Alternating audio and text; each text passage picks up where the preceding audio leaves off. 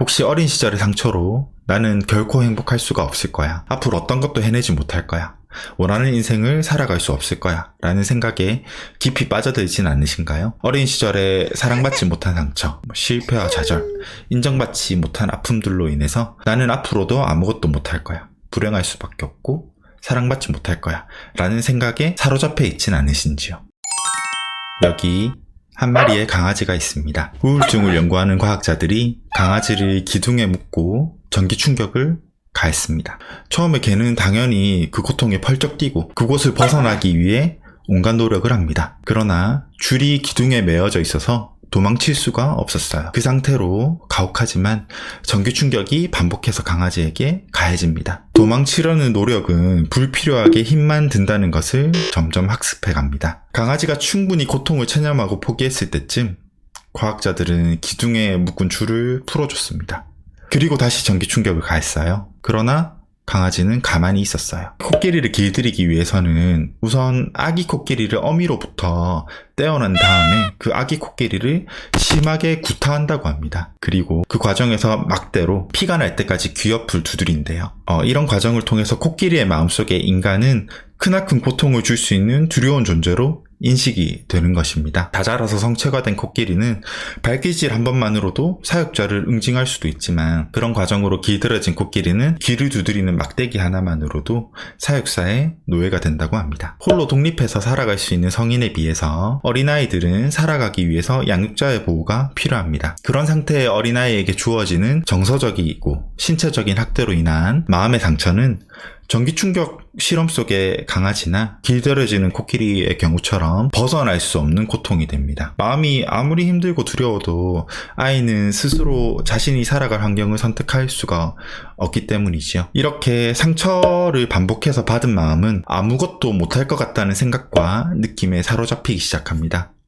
따돌림이나 학대로 사람이 두려워진 마음은 모든 사람을 피하고만 싶게 되고 어린 시절 부모의 기대를 늘 충족시키지 못하고 너는 왜 이것밖에 못하니 질책만 받았던 마음은 앞으로도 그 어떤 것도 해내지 못할 것이란 생각에 어떠한 새로운 시도도 피하려 하게 됩니다. 이렇듯 반복하여 주어진 상처와 좌절의 경험들로 인해서 스스로의 삶을 개선할 수 없다는 체념과 무기력이 마음속에 깊이 자리 잡는 것을 학습된 무력감이라고 합니다.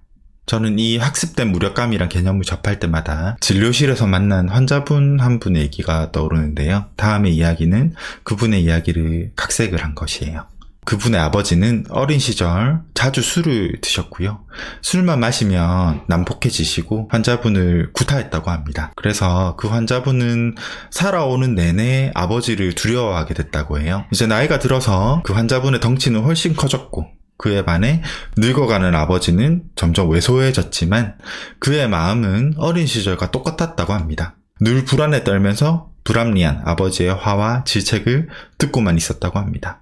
면담을 하고 진료를 하면서 어린 시절의 상처와 우울에 대해서 이제 이야기를 해나가던 어느 날인데 아버지가 전처럼 술을 마시고 불합리한 질책을 환자분에게 쏟아내기 시작했다고 합니다. 환자분은 관계를 개선하기 위해서 이전과는 달리 차분하게 대화를 시도하셨대요. 그러다가 아버지가 다시 폭력적인 모습을 보이기 시작하셨다고 합니다. 그런데 환자분이 예전과 다르게 무슨 용기가 났는지 아버지의 팔을 붙잡아서 만류를 해보았다고 합니다. 그런데 늙은 아버지의 그 힘이 환자분의 몸과 마음이 기억하는 것처럼 전혀 억세지 않고 너무도 연약하다는 것을 그때 느꼈다고 해요.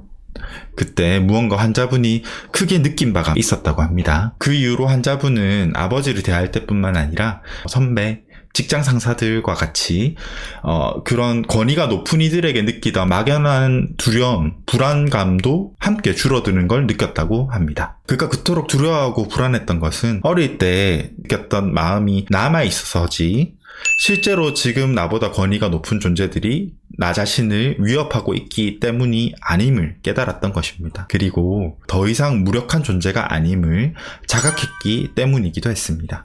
전기 충격은 벗어날 수 없는 것이야 라고 무력함을 학습한 강아지를 몇 차례 억지로 밀어서라도 그 줄이 더 이상 매어있지 않고 벗어날 수 있는 것임을 알아차리게 해준다면 아마 그 강아지도 다음에 전기 충격에는 도망칠 수 있을 거예요. 우리도 마찬가지입니다. 과거의 아픔과 상처를 근거로 떠올린 무력한 그리고 불행할 수밖에 없는 나라는 스스로에 대한 고정관념에 비해서 지금 현실 속의 나, 과거가 아닌 지금 여기에 나는 조금 더 나의 생각보다는 큰 존재일 수도 있음을 떠올려 보실 수 있으면 좋겠습니다. 이 영상이 아주 작은 위로와 도움, 그리고 마음에 나의 삶을 살아갈 수 있는 용기를 더해 드릴 수 있기를 바랍니다.